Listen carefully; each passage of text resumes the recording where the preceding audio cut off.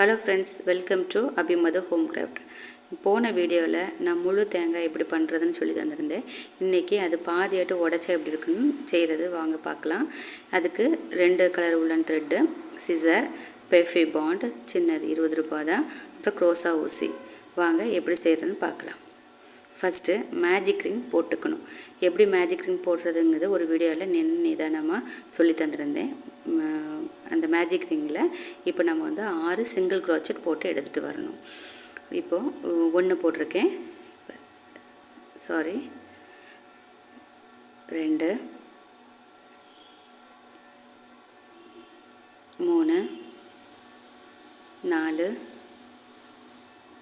5, 6 single crochet போட்டிருக்கேன். இதில் லாஸ்ட்டாக இந்த நூலை பிடிச்சி இழுத்தோன்னா இந்த கேப் தெரியாத லெவலுக்கு இப்படி அடைஞ்சிரும். இது ஏற்கனவே சொல்லி தந்ததுதான். அப்புறம் ஃபஸ்ட்டு செயினில் விட்டு நம்ம இப்போது ஒரு சிங்கிள் க்ரோச்சட் போட்டுக்கணும். ஃபஸ்ட்டு செயினில் விட்டு சிங்கிள் க்ரோச்சட் போட்டிருக்கணும். அதுக்கப்புறம் இது நம்ம வந்துட்டு ஒரு அடையாளத்துக்காக ஒரு சின்ன ஹூக் எடுத்துக்கணும்.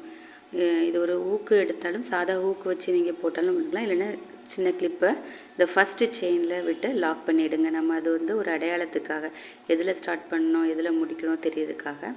இப்போது நான் இதில் வந்துட்டு ஒரு செயின் போட்டிருக்கேன். இப்போது அதே செயினில் மறுபடியும் சிங்கிள் க்ரோச்சட் போடுறேன். அதாவது இப்போ 6 செயின் போட்டிருந்தேன்ல, அதில் எல்லா செயின்லேயுமே 2 சிங்கிள் க்ரோச்சட் போட்டு எடுத்துகிட்டு வரணும். அதாவது 12, ஃபஸ்ட்டு 6 போட்டிருந்தால 12 வரணும். அப்போ ஒரு செயினில் 2 சிங்கிள் க்ரோச்சட் போட்டு எடுத்துகிட்டு வந்தால் தான் கரெக்டாக இருக்கும். இப்போ பாருங்கள், ஒரு செயினில் 1 போட்டிருக்கேன், அதே செயினில் இன்னொன்று போட்டிருக்கேன் 2, 1, அதே செயினில் தான் மறுபடியும் 2 போட்டிருக்கேன், 1, அதே செயினில் இன்னொன்று போட்டிருக்கேன். அப்படி ஒவ்வொரு செயின்லேயும் 2 போட்டு எடுத்துகிட்டு வரணும். எடுத்துகிட்டு வந்துட்டு ஃபஸ்ட்டு செயினில் எப்பவும் போல் விட்டு ஒரு சிங்கிள் க்ரோச்சட், மறுபடியும் அதே செயினில் நம்ம லாக் பண்ணிக்கலாம். இப்போது ஒரு செயின் இதில் போட்டிருக்கேன். இப்போ அடுத்த செயினில் 2 சிங்கிள் க்ரோச்சட் போடணும். 1, அதே செயினில் 2 போட்டிருக்கேன். அடுத்த செயினில் ஒரு சிங்கிள் க்ரோச்சட், அதுக்கு அடுத்த செயினில் 2 சிங்கிள் க்ரோச்சட், 1, 2, அடுத்த செயினில் ஒரு சிங்கிள் க்ரோச்சட், அதுக்கு அடுத்த செயினில் 2 சிங்கிள் க்ரோச்சட். இது ஏற்கனவே ஒரு வட்டம் போடுறது நம்ம வந்து கூட்டி வர்றதுக்கு எப்படி போடணுமோ அது சொல்லி தந்திருக்கேன். அதே மாதிரி தான் நம்ம இது ரொம்ப ஈஸி தான், போட்டால் பார்க்க ரொம்ப அழகாக இருக்கும். இப்போ பாருங்கள், 1, அடுத்த செயினில் வந்துட்டு 2 போடணும்.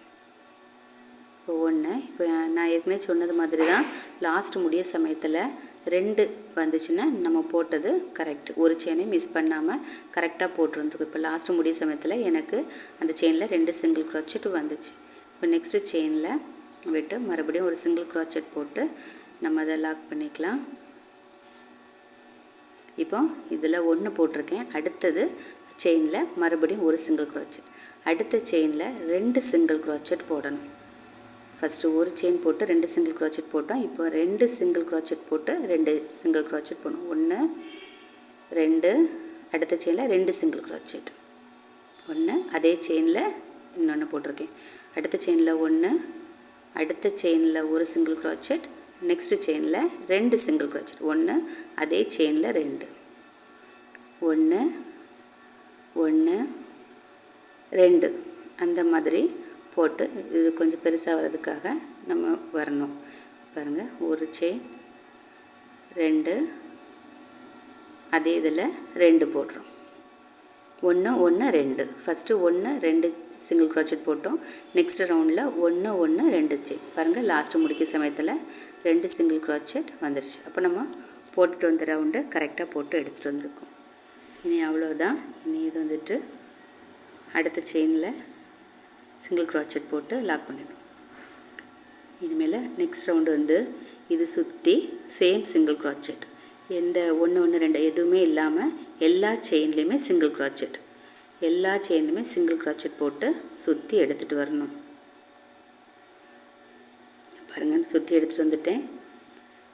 ஒரு ரவுண்டு முடிக்க போகிறேன். நெக்ஸ்ட்டு செயினில் விட்டு இப்போ ஒரு ரவுண்டு முடிச்சாச்சு. நம்ம லாக் பண்ணனால தான் நமக்கு அது தெரிஞ்சுது எந்த ரவுண்டில் கொண்டு. மறுபடியும் இதை சுற்றி சிங்கிள் க்ராச்செட் மறுபடியும் போட்டு எடுத்துகிட்டு வரணும். ரெண்டாவது ரவுண்டு நான் இப்போ வாரேன். நான் மொத்தம் 3 ரவுண்டு போடணும்.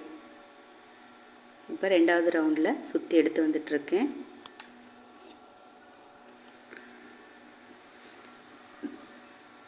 ரெண்டாவது ரவுண்டு முடிக்க போகிறேன்.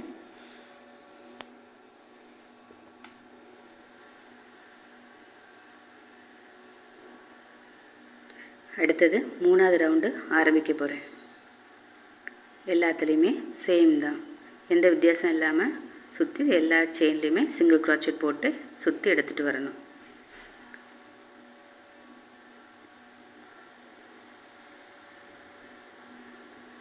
முடிச்சுட்டு லாஸ்ட்டாட்டு நம்ம ஸ்லிப் நாட் போட்டு முடிக்க போகிறோம். முடிச்சு கட் பண்ணிடலாம். பாருங்கள், இது சின்ன தேங்காய்னால இந்த லெவல் வந்திருக்கு. இனி கையை வச்சு நம்ம இப்படியே கொஞ்சம் அட்ஜஸ்ட் பண்ணி விட்டுக்கணும், அவ்வளோதான். அதுக்கு பிறகு பின்னாடி இருக்கிற இந்த நூலை வந்துட்டு இந்த க்ரோஸ் ஊசி மூலமாட்டு உள்ளே இழுத்துக்கிட்டு நம்ம கட் பண்ணி விட்டோம்ல அந்த நூலையும் நம்ம வந்துட்டு ஒரு நூலுக்கு இடையோட விட்டு எடுத்தோன்னா வந்துடும். அதுக்கப்புறம் ரெண்டையும் சேர்த்து நாட் போடணும். டைட்டாக போடக்கூடாது, லூஸாக போடணும். அந்த நூல் வந்துட்டு எக்ஸஸாக இருக்குது, அங்கேயே கொஞ்சம் டிஸ்டர்பன்ஸாக இருக்குங்காக நான் வந்து அதை கட் பண்ணதுக்காக லைட்டாக ஒரு நாட் போட்டு கட் பண்ணிக்கிட்டேன். பாருங்கள், கையை வச்சு கொஞ்சம் அப்படி அழுத்தி விட்டு மேலே அப்படி இழுத்துக்கணும். இதே மாதிரி தான், எந்த வித டிஃப்ரெண்ட்டும் இல்லாமல் இப்போ நம்ம எப்படி இந்த கலரில் போட்டோமோ அதே மாதிரி நான் ஒயிட் கலர் நூலில் போட்டு எடுத்துகிட்டு வந்திருக்கேன். பாருங்கள், எல்லாம் ஒன்று போல் தான் இருக்கும். சேம் அதே தான், எந்த வித டிஃப்ரெண்ட்டும் கிடையாது. அந்த சிரட்டைக்கு நம்ம என்ன கலரில் போட்டு எந்த மெத்தடில் சுற்றி எடுத்துகிட்டு வந்தோமோ அதே மாதிரி தான் இது ஃபுல்லாகவே சுற்றி எடுத்துகிட்டு வந்திருக்கோம்.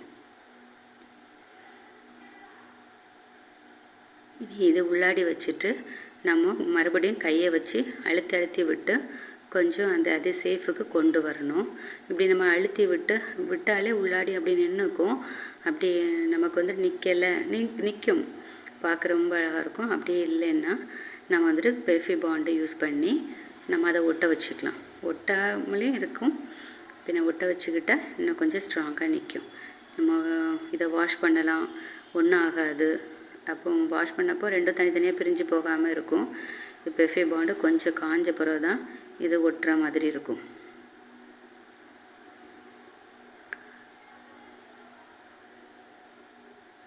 கையை வச்சு நல்லா அழுத்தி அதை விட்டுடுங்க. பெஃபிகால் தயவுசெய்து யூஸ் பண்ணாதீங்க, அது ஒயிட் கலர் மேலே அப்படியே தெரியும் அந்த அடுத்த கலரில். இது பாருங்கள், இப்போ பார்க்குறதுக்கு உடைச்ச தேங்காய் எப்படி இருக்குமோ அதே மாதிரி இருக்குது. இதே மாதிரி நான் இன்னொன்று செய்திருக்கேன், அதுவும் இதே மாதிரி நல்லா அழகாக வந்திருக்கு. நம்ம லைட்டாக ஃபஸ்ட்டு செய்துட்டு கையை வச்சு அட்ஜஸ்ட் பண்ணி விடணும், அவ்வளோதான், வேறு எதுவுமே இல்லை. பாருங்கள், இது முழு தேங்காய். இதோட பெருசானால நீங்கள் வந்துட்டு அந்த இன்க்ரீஸ் பண்ணிகிட்டே இருக்கணும், அவ்வளோதான். தேங்க்யூ.